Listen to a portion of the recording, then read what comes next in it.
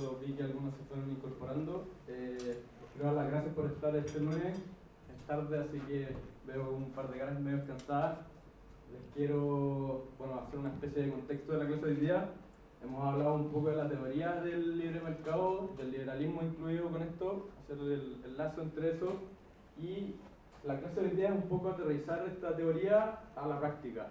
Ver un poco hacia dónde se puede aterrizar todo lo que nos enseñó Ignacio, lo que nos habló Leonidas, y ver un poco las reglas del juego del libre mercado.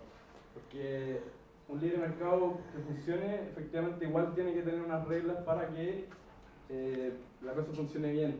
Y justamente eso, hoy nos viene a hablar la ex investigadora horizontal, que hoy día es directora de evidencia en Pivotes, Soledad Mazal, y estuvo muchos años investigando de distintos temas, de salud hasta pensiones incluso.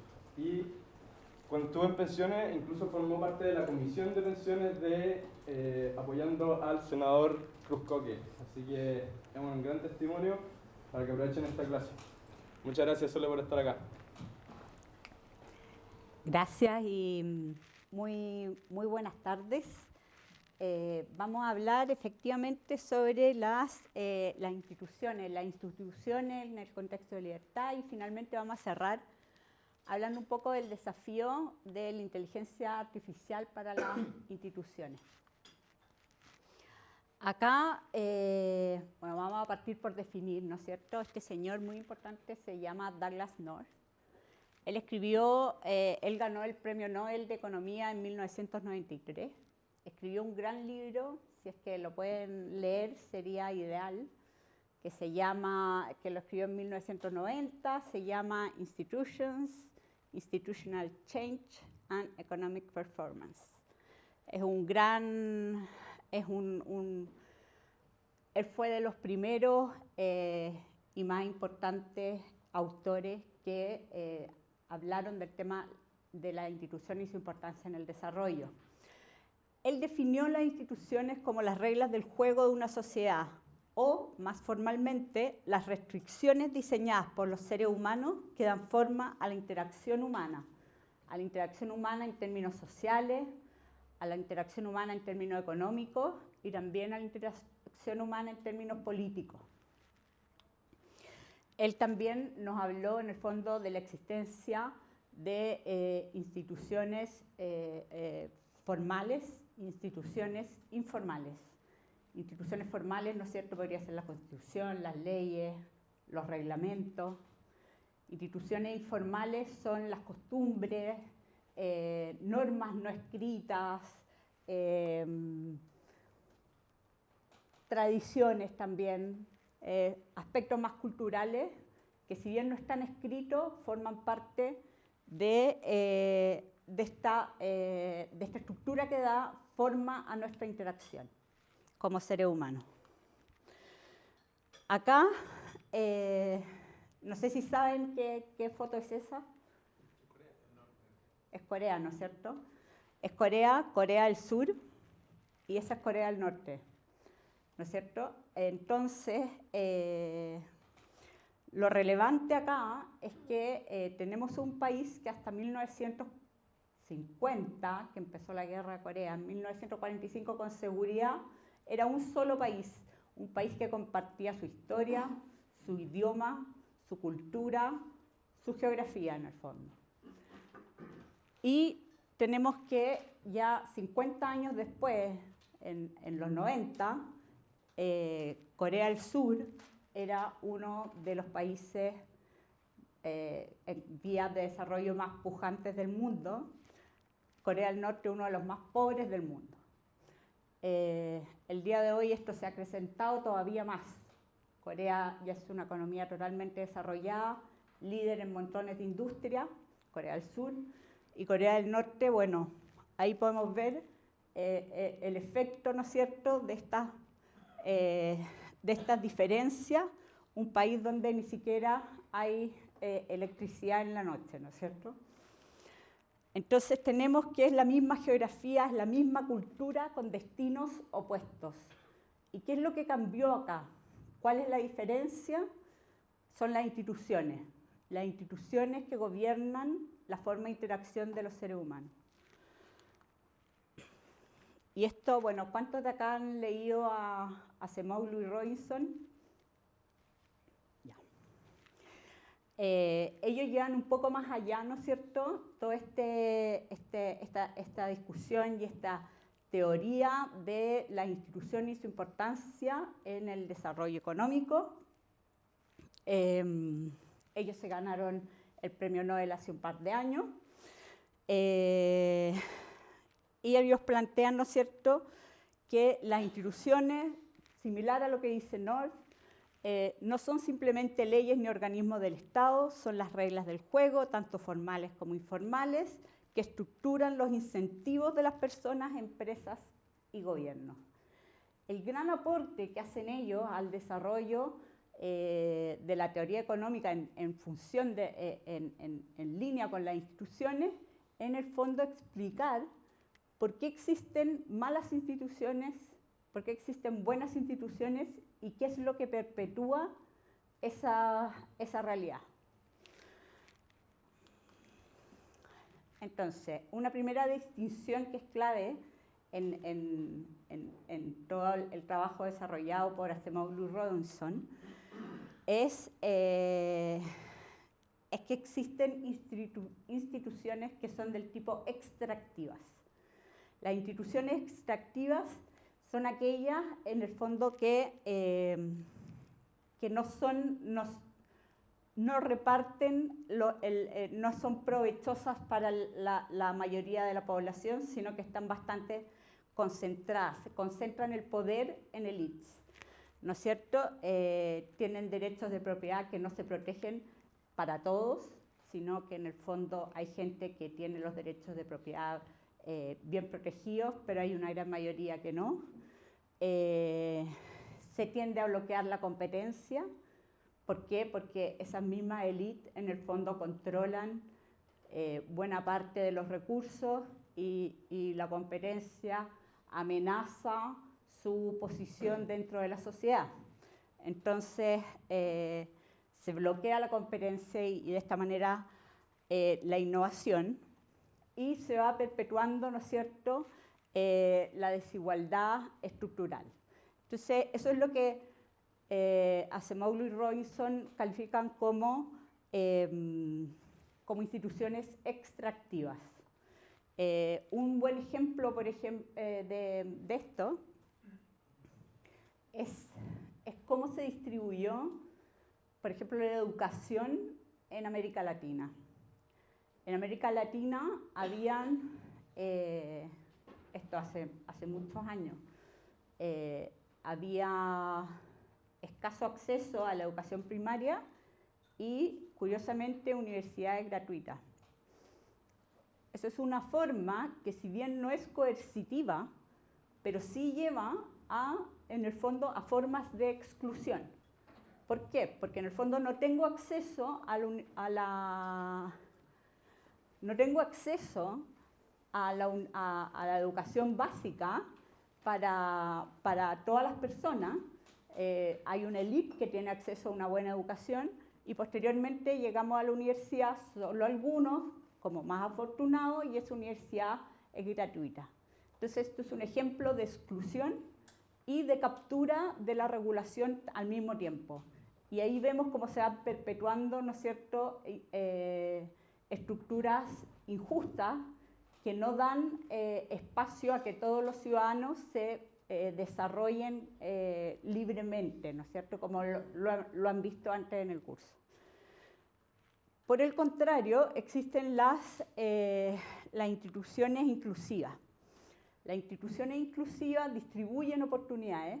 ¿Por qué? Porque garantizan el derecho de propiedad a todas las personas. Eso lo que hace es promover la innovación, ¿no es cierto? Porque si yo en el fondo invento algo y tengo el derecho de propiedad asegurado, entonces me apropio de los beneficios de mi invento, tengo incentivos en el fondo a inventar y a crear nuevos procesos, cosas, etc. Garantizan de igual forma el pluralismo político y incentivan, como ya les decía, la innovación y el talento, y que sea el talento y no en el fondo el origen lo que finalmente determine el éxito o el fracaso de las personas. Y una cosa bien importante es que acá no estamos hablando de que lo que importa es el texto de la ley. Ellos hacen harta diferencia en el fondo entre las instituciones que son de jure, ¿no es cierto?, que están en el texto de la ley, y las instituciones que son de facto, que en el fondo es quien realmente tiene el poder detrás de las instituciones. O sea, un poco relacionado con lo que hablábamos antes, de que hay instituciones formales e informales. Bueno, yo puedo tener una ley que formalmente diga que toda la gente tiene acceso no sé, tiene garantizado su derecho de propiedad. Pero si yo en la práctica tengo una concentración muy alta de poder económico, por ejemplo, en esa sociedad, existe el espacio para que haya monopolios que no estén bien regulados, en la práctica no estoy garantizando de buena manera eso que está escrito en la ley. Entonces, finalmente, lo que importa es cómo se aplica la ley, a quién favorece, ¿no es cierto? ¿Y qué pasa cuando esa ley se viola? Porque ese es otro aspecto muy importante de las instituciones extractivas. Las instituciones extractivas, la ley, el violar la ley no es lo mismo para todos, ¿no? O sea, hay gente para la que violar la ley es gravísimo y hay un castigo importante, y hay gente para la que en el fondo puede saltarse las penas asociadas a haber violado la ley. Entonces, y este es probablemente el gran aporte que hacen Acemoglu y Robinson, que en el fondo, porque, bueno, o sea, es decir, como tenemos, está más o menos claro, y ellos demuestran con unos modelos matemáticos muy complejos, demuestran que estas instituciones extractivas generan países más pobres y que las instituciones inclusivas generan países prósperos y más ricos. Si uno dice, bueno, si sabemos esto, ¿por qué somos tan tontos? ¿Por qué no hacemos y cambiamos las instituciones? Y bueno, y ellos ahí explican que tú entras en círculos viciosos o en círculos virtuosos dependiendo de una u otras instituciones que tienes. En el círculo vicioso, ¿no es cierto?, tú tienes las instituciones extractivas, se concentra la riqueza y el poder en unas élites. El poder es usado para mantener estas reglas extractivas y genera más extracción, y es un círculo vicioso, ¿no es cierto? Entonces lo que plantean ellos es que esto no es un error, son élites que están siendo plenamente racionales al decidir bloquear, en el fondo, el que las instituciones sean más inclusivas. Porque las instituciones inclusivas siempre van a generar como este desafío a las élites, ¿no es cierto? La innovación desafía a las élites. La competencia desafía a las élites. Entonces, en el fondo, si yo estoy en un contexto de instituciones inclusivas, donde las oportunidades se distribuyen, donde en el fondo hay un respeto general por las reglas, bueno, se genera más inclusión y nuevamente, en el fondo, entramos en ese círculo virtuoso. Entonces acá está el concepto que ellos acuñan, es que lo que les decía antes, la élite bloquean la innovación no por ignorancia, sino que un cálculo racional de autopreservación, ¿no es cierto? Es como este temor a ser desafiado. Y esto es como ahí mezclan un poco a Schumpeter, que nos plantea la destrucción creativa, y más Acemoglu y Robinson se crea este concepto de destrucción creativa bloqueada, que es el bloqueo de la innovación para que no me amenace mi posición como élite. Bueno, y para cerrar con Acemoglu y Robinson, aquí está el punto crítico en el fondo de su argumento, es que si se autorreproducen estos círculos virtuosos, pero particularmente el círculo vicioso, es muy difícil romper esa inercia en el fondo que te lleva a entrar en este círculo de malas instituciones, de instituciones extractivas. Entonces, porque si las malas instituciones persisten por el diseño racional de quienes se benefician de ellas, entonces el cambio institucional genuino es extraordinariamente difícil. ¿No es cierto? No basta con elegir buenos líderes que digan, ya yo voy a cambiar las cosas, porque acá hay todo un sistema que funciona en función de mantener el poder en estas élites. Entonces, ellos dicen lo que se necesita para un cambio son coyunturas críticas. Coyunturas críticas que vamos a ver más adelante, Chile ha tenido varias, que son momentos de ruptura donde se replantean y se piensan de nuevo las instituciones. Bueno, Chile ha sido un ejemplo muy interesante en cuanto a instituciones, porque Chile ha tenido el coraje, ha tenido o ha ocurrido, pero el coraje también de replantearse las instituciones que lo gobiernan en varios momentos distintos de la historia, recientes. Entonces yo para ver esto voy a separar nuestra historia reciente en tres etapas, ¿no es cierto? El periodo de la dictadura, después el periodo que podríamos decir hasta el 2019, o sea, del retorno de la democracia hasta el 2019, y qué es lo que ha pasado con el estallido y posterior. Entonces, en el periodo de la dictadura fue un momento institucional curioso, que yo creo que para Acemoglu y Robinson sería bien difícil de digerir, porque podríamos decir que fue de hecho una imposición de instituciones económicas inclusivas conjuntamente con una imposición de autoritarismo político, que por definición es una institución que es extractiva, porque le quito a la gente el poder de definir.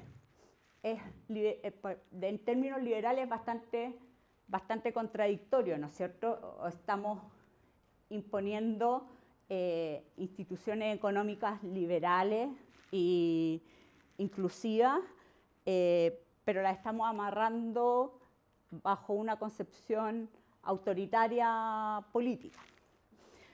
¿Cómo pudo sobrevivir esto un poco?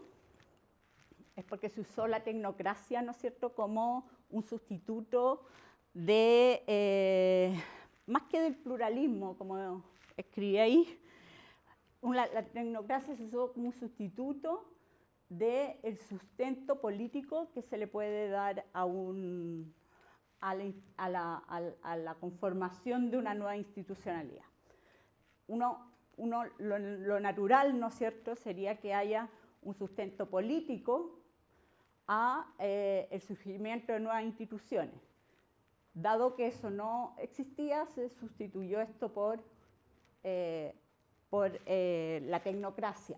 En el fondo, bajo una concepción como que la economía y las instituciones económicas eran demasiado importantes como para dejársela a la deliberación política.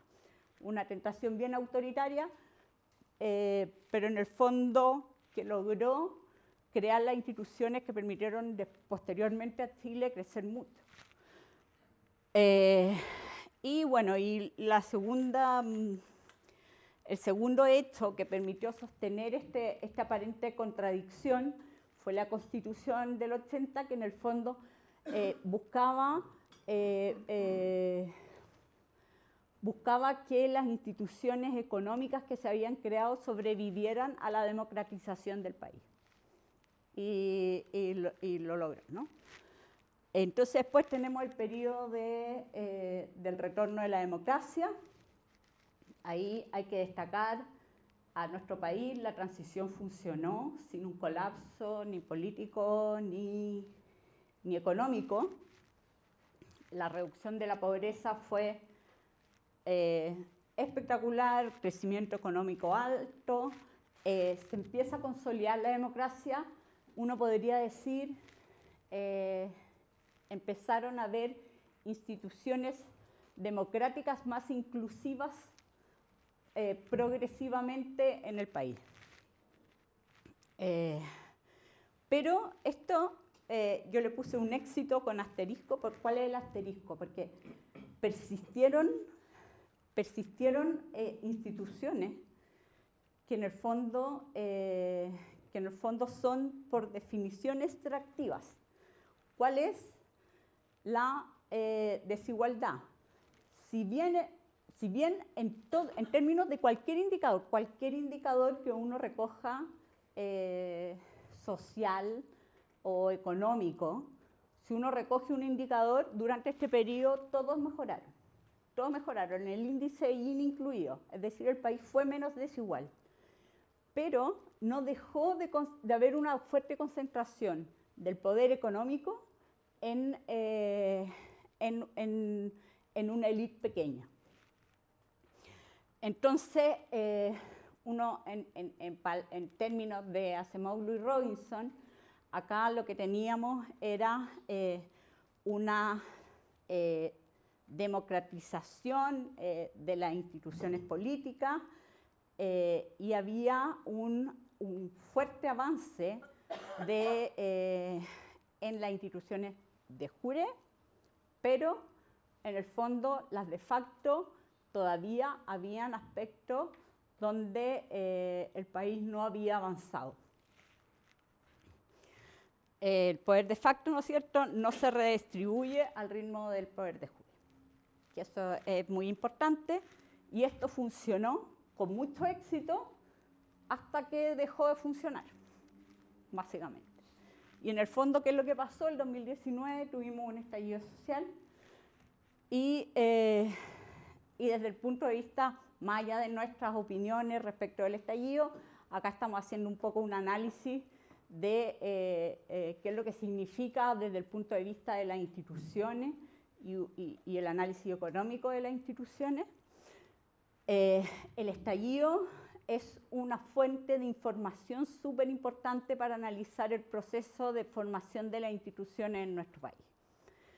El estallido nos mostró en el fondo que hubo una pérdida progresiva hasta que colapsó de legitimidad del acuerdo político que sostuvo nuestra democratización en el fondo. Y Chile fue capaz de canalizar esto de manera institucional con dos procesos constituyentes, pero fracasaron los dos. Eso también es información interesante para analizar la situación de las instituciones en nuestro país. Porque revela que ni el orden antiguo ni un nuevo orden tienen hoy hegemonía en el país. Entonces, estamos como en un momento de una relativa ambigüedad institucional, ¿no es cierto? Las instituciones chilenas fueron lo suficientemente robustas, y lo son, lo suficientemente robustas para superar un proceso, para superar el estallido social sin un quiebre sin un quiebre democrático, sin un colapso social, pero no son lo suficientemente fuertes como para generar una solución que nos lleve a un nuevo pacto social que garantice, en el fondo, que esto sea perdurable en el tiempo. O sea, hasta ahora estamos, en el fondo, quedamos como tenemos instituciones que funcionan, nos lograron, no nos fuimos a la punta del cerro, básicamente, salvamos la situación. En el contexto regional eso es más que notable, pero nuestras instituciones le falta para lograr generar un nuevo proceso de estabilidad que le dé al país, que le dé al país prosperidad durante décadas para adelante.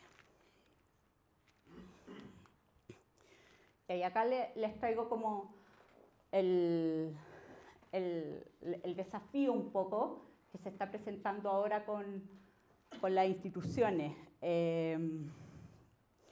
Acá es súper importante la inteligencia artificial, y no es porque estemos a hablar de la inteligencia artificial, sino que porque la inteligencia artificial, la pregunta acá no es si va a afectar a las instituciones, ya lo está haciendo. Acá la pregunta es en qué dirección va a afectar a las instituciones, ¿no es cierto? Y si estamos, y muy importante, teniendo conciencia de la importancia de las instituciones, estamos a tiempo de dirigir a la inteligencia artificial como para dirigirla en el buen sentido, o sea, en el fondo, para que se generen nuevas oportunidades para todos y no en el fondo un proceso de nuevas formas de exclusión o problemas de ese tipo. Hay varias amenazas para las instituciones liberales que vienen de la mano de la inteligencia artificial, ¿no? Entre las amenazas está el tema de la concentración del poder informacional. Hay 3 insumos que son básicos para controlar la inteligencia artificial hoy. Es la capacidad de administrar datos masivos, capacidad computacional a escala industrial y capital humano altamente avanzado. Estos 3 factores están hoy concentrados en muy pocas compañías y en un par de estados a nivel mundial. Esto, en el fondo, las instituciones que nos hemos dado, las instituciones liberales que nos gobiernan, en el fondo, no están pensadas para regular este tipo de concentración. Además que hay un tema, la IA avanza a un ritmo que hace imposible al ser humano controlarla ex ante, como es muy difícil, si no es imposible, regularla, ¿no? Otra amenaza importante es, ¿no es cierto?, la erosión de la deliberación pública. Acá tenemos todo el tema que partió ya las redes sociales, pero que con la inteligencia artificial se está exacerbando, ¿no es cierto? Los algoritmos, ¿no es cierto?, están optimizados para que uno enganche con ellos y que no para reproducir verdades, ¿no es cierto?, sino que para hacer en el fondo enganche comercial. Y además la inteligencia artificial tiene esta capacidad de producir a una escala gigantesca información falsa, que es muy difícil de determinar qué es lo que es real, de qué es lo que es falso. Entonces se está como fragmentando, ¿no es cierto?, como este espacio epistémico común que sustenta la misma democracia liberal incluso, ¿no es cierto? Es que tenemos como seres humanos, en el fondo, como ciudadanos, la capacidad de informarnos, la capacidad de razonar y tomar decisiones de manera racional. Eso en el fondo se está erosionando. Y esto es sin duda un desafío hacia el futuro para, de nuevo, la democracia liberal y nuestras instituciones, que no están preparadas para esto. Hay, mejor dicho, el supuesto antropológico de las instituciones liberales se está fracturando, ¿no? Y finalmente, otra amenaza muy importante es la automatización del control estatal.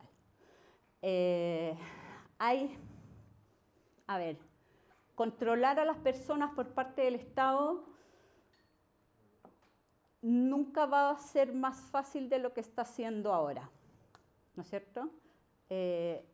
Todo el orden liberal, todas las instituciones liberales que aparecieron en el siglo pasado tienen, ¿no es cierto?, respuesta al autoritarismo monárquico, también a los totalitarismos del siglo XX, ¿no es cierto? Fueron surgiendo como respuesta a estas amenazas a la libertad de las personas como forma de potenciar la libertad de las personas. Bueno, resulta que la inteligencia artificial va a bajar brutalmente el costo de que un Estado totalitario pueda controlar a las personas. Y eso es un desafío a plantearse, en el fondo, pensemos en un Estado totalitario. Antes tenía que tener costosas redes, informantes, formas de vigilar. Bueno, ahora algoritmos les puede ir diciendo por dónde va la cosa sin mayor costo. Y eso te va a algo que nos ha preocupado mucho a los liberales en el fondo, que es este equilibrio entre Estado y persona, ¿no es cierto? Si el Estado puede llegar a ser muchísimo más poderoso que las personas. Y bueno, ustedes saben, para eso existen las constituciones, ¿no es cierto?, para protegernos del Estado, etcétera, etcétera. Bueno, acá tenemos el riesgo de que este Estado sea superpoderoso. Pero también hay oportunidades que vienen de la inteligencia artificial. No todo es malo, la tecnología también ayuda. Y acá, por ejemplo, la reducción de costos de transacción institucional. Los costos de transacción institucional son típicamente regresivos. Es decir, por ejemplo, acceder a justicia. Acceder a justicia implica contratar abogados, no todo el mundo puede acceder a ello. El día de hoy la inteligencia artificial me puede ayudar muchísimo con mis problemas y hacer más bajos estos costos, reducir las fricciones, ¿no es cierto?, haciendo accesibles a todos las instituciones, nuestras instituciones liberales. La transparencia y accountability del poder. Así como el Estado nos va a poder vigilar con mucha mayor facilidad, nosotros también vamos a poder vigilar al Estado con mucha mayor facilidad, ¿no es cierto? El periodismo ya lo está haciendo, la capacidad de procesar enormes volúmenes de información, de poder, en el fondo, ver si es que las sentencias son sistemáticamente sesgadas, ver si es que los recursos públicos se están mal utilizando. Todo eso es algo que vamos a poder hacer a futuro con un costo mucho menor. Entonces eso nos va a ayudar a compensar un poquitito esta potencialidad de un mayor control estatal sobre la ciudadanía. Y por último, relacionado con lo que vimos antes, es que la IA avanza a una velocidad y con una penetración que en el fondo es como imbloqueable por parte de las élites, ¿no es cierto?, de las élites que quieren concentrar el poder en los términos de Acemoglu y Robinson. Una cosa importante que se me olvidó recalcarle, esto de las instituciones extractivas y las instituciones inclusivas, no estamos acá hablando de una cosa que sea categórica, es decir, somos de instituciones extractivas, somos de instituciones, o sea, es un continuo. Hay instituciones que tienden hacia a ser más extractivas, otras que tienden a ser más inclusivas, en el fondo. Y claro, pero esto tiene la potencialidad de abrir ventanas de oportunidad en países donde priman instituciones que son más bien extractivas, ¿no es cierto?, ventanas de oportunidad de introducir innovaciones que las élites tradicionales al menos no van a tener la capacidad ni la velocidad de bloquear. Entonces como que frena este proceso de destrucción creativa limitada al que hacen referencia Acemoglu y Robinson.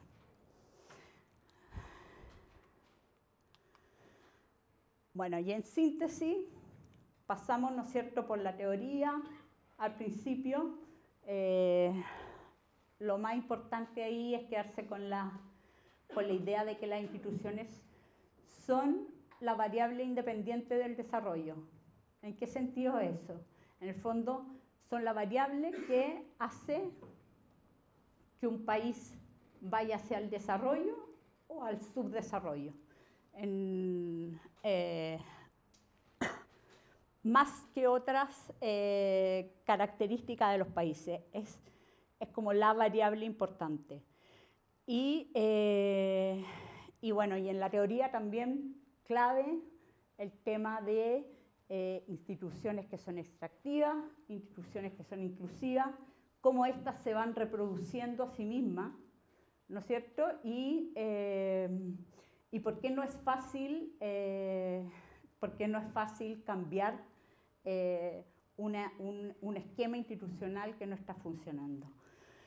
Después pasamos por Chile como un caso de estudio y como conclusión, ¿no es cierto?, donde Chile es un país muy interesante, un país que estuvo dispuesto a mirar, a replantearse las instituciones, a cuestionárselas. Son procesos difíciles, caóticos, todos lo hemos sufrido recientemente, pero en el fondo la capacidad de cuestionarte tus propias instituciones y decir, ¿están funcionando o no?, son en sí mismas ya un activo liberal. Y bueno, y ahí el único problema y aviso es que si bien fueron lo suficientemente inclusivas como para sobrevivir a la crisis, no son lo suficientemente inclusivas como para para resolverla del todo, ¿no? Y bueno, y vemos un poquitito el tema del horizonte, hacia dónde estamos yendo, una tecnología que está siendo súper rupturista, que puede cambiar. Es importante tener claro que la inteligencia artificial no tiene ideología, no lo tiene, pero no es neutra respecto de quién la controla, ¿no? O sea, en el fondo, si bien no nos va a decir nos vamos a ir para este camino, sí es relevante en el marco, o sea, quiénes son los que la controlan y en qué marco y reglas se mueve para definir cuál va a ser finalmente su impacto sobre la sociedad. Esto en ningún caso significa que las instituciones liberales hayan fracasado. Significa que se tienen que actualizar, ¿no? Se tienen que actualizar al nuevo desafío que representa esta nueva tecnología. como vimos, si bien las instituciones que tenemos hasta ahora, las instituciones liberales, desde las más pequeñas, como todo lo que tenga que ver con la regulación de competencia, del libre mercado, por ejemplo, hasta la democracia misma liberal, se fueron creando para los problemas que existían en el siglo pasado. Bueno, hoy tenemos otro desafío. Acá tenemos la concentración, por ejemplo, del poder de la inteligencia artificial y la generación de algoritmos que pueden concentrar económicamente, pueden generar concentración económica sin violar ninguna regla del libre mercado actualmente. Entonces, en el fondo, no es que esté fracasando la institucionalidad que tenemos, es que la tenemos que actualizar. Tenemos que pensar en qué marco queremos que se mueva esta inteligencia artificial, no regular la IA, porque yo sinceramente creo que no es posible regular la IA. Avanza mucho más rápido de la capacidad que vamos a tener de ir generando la regulación, pero sí necesitamos darle un marco que la conduzca y que permita que sea una nueva tecnología al servicio del ser humano, de todos, y que permita el crecimiento y el desarrollo económico y no en el fondo vaya generando nuevas formas de exclusión o de exclusión, básicamente. Y bueno, y la pregunta final. Si la inteligencia artificial es el mayor multiplicador de poder de la historia, ¿qué significa esto? Esto significa que, por todo lo que hemos visto, el multiplicador de poder, en el fondo, si está concentrada, le va a dar a quienes controlan la inteligencia artificial un poder multiplicado y exacerbado, ¿no? Mucho más de lo que se ha visto en otras irrupciones tecnológicas anteriores. Ya, y las instituciones determinan quién captura ese poder, ¿no es cierto? Las instituciones lo harán, lo vimos durante el curso. ¿Cuál es nuestra obligación moral y política frente a esta situación? Porque somos conscientes de que esto va a pasar y está pasando. Entonces, ¿cuál sería nuestra obligación al respecto? Y si es que estamos ante la última oportunidad de diseñar instituciones antes de que el poder se vuelva incontestable. Eso. Gracias.